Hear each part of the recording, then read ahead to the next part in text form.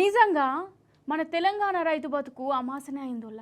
తెలంగాణ వచ్చినాక 15 రాజులు లెక్క బతికిన రైతులు 2.5 ఏండ్ల సంధి గోస అంటే గోస పడుతురు. మన షేయి పార్టీ పాలనలా రైతు బంధు చక్కగా రాలే, రుణాలు మాఫీ చేయలే.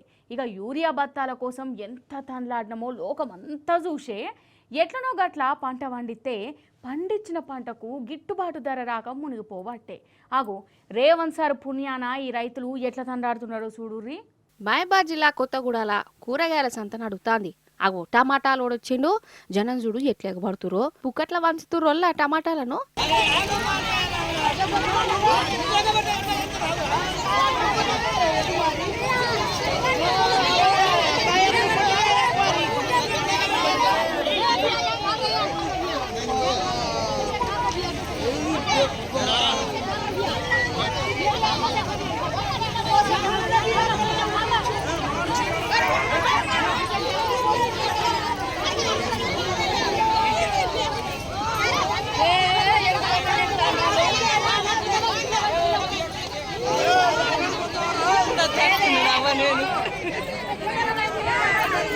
ఎవరిదన్నా బర్త్డే ఉన్నదా లేకుంటే బంపర్ ఆఫర్ దక్కిందా?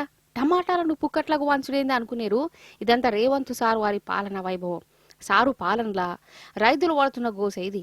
ఎట్లనో గట్ల తిప్పాలు వాడుకుంటా పంటలు పండితే మార్కెట్ల గిట్టుబాటు ధర రాలే. రూపాయికి రూపాయిన్నరకు కొంటురట. ఎంత అన్యాయం చెప్పు. కిందకేనా కష్టపడి పండించింది?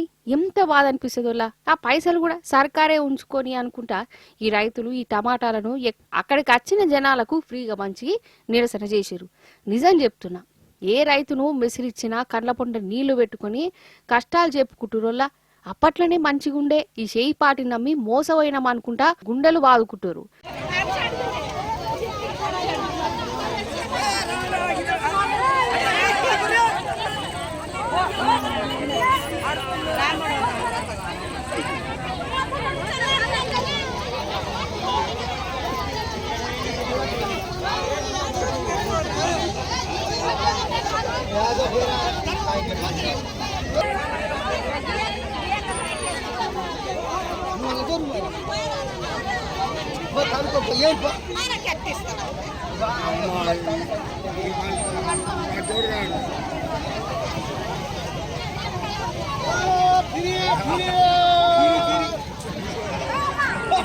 గిట్టుబాటు ధర రాలేదు, బేరగాళ్ళు కొట్టలేరు, అమ్ముతే ఏం చేయాలో తెలియక అటు తిప్పడానికి ట్రావెల్ ఖర్చులు సరిపోట్లేవని సపరేట్గా రైతులకే ఫ్రీ. 2 రూపాయలు కూడా ధర పలుకుతలేదు.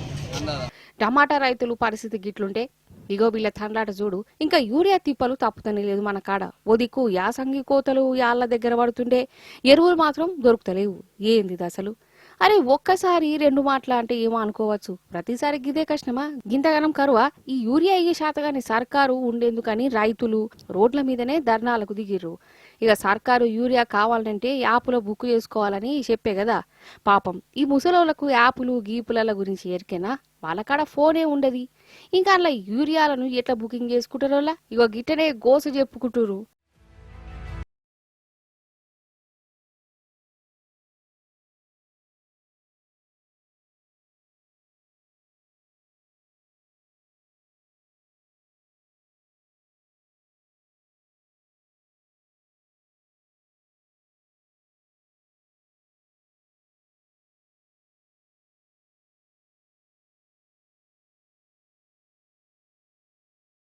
ఉంది. ఆ చిన్న ఫోన్లో మాకు ఆ చిన్న ఫోన్ షేరింగ్కి వస్తలేదు, ఆ బుకింగ్ అయితే లేదు, యాద్ అయితే లేదు. పెద్ద ఫోన్ అనుకుంటే ఆ పెద్ద ఫోన్ ఇంకా కొట్టగానే అది బుకింగ్ అయిపోతుంది. అది మాకు ఒక్క ఏరియా సంచి వస్తలేదు, యాద్ వస్తలేదు. ఒక నెల రోజులు అది తిరగబట్టి యాద్ వస్తలేదు. అది ఎప్పటి రోజులే అది లైన్లను పోయిన నిలబడి మేము తీసుకుపోతుంటే ఒక సంచి 2 సంచులు దొరుకుతుండే తీసుకుపోతుంటివి, అంతా చేస్తుంటివి. ఇప్పుడు యాది ఒకటి దొరుకుతలేదు. మాకు మా పరిస్థితులు ఏంది? ఇబ్బంది అవుతుంది. ఇదివరకు మాకు లైన్ నిలబడినా దొరికేది. యాప్ అయినాక ప్రాబ్లం అవుతుంది. యాప్ అంటే కరెక్ట్ 10:30 అంటారు. 10:30కి మేము చూసుకుంటుంటేనే అది కన్ను మూసుకొని అది వణుకు పోతుంది, మాకు దొరుకుతలేదు. అదే వచ్చింది పాత పద్ధతి. యాప్లో అంటే వణుకు దొరుకుతున్నది, వణుకు దొరుకుతలేదు. ఇగో గిది మన తెలంగాణ రైతుల పరిస్థితి. ఓ పెట్టుబడి పైసలు ఇయ్యరు, స్కీములు చక్కగా లేవు, ఎరువులు యాళ్ళకి ఇయ్యరు, పండించిన పంటకు గిట్టుబాటు ధర కూడా రానేరాని పరిస్థితి. రైతులు గిట్ల తాండ్లాడుతుంటే మన ముఖ్యమంత్రి మంత్రులేమో వాళ్ళ పర్ఫార్మెన్స్లు చెప్పుకునేందుకు ఢిల్లీలో అడ్డా వేసి ఇక్కడ జనాలు ఎట్ననవో అని ఏమనగా అని అన్నట్టే ఉన్నది కథ. ఇగో గిట్టనే గరమైతురు రైతులు.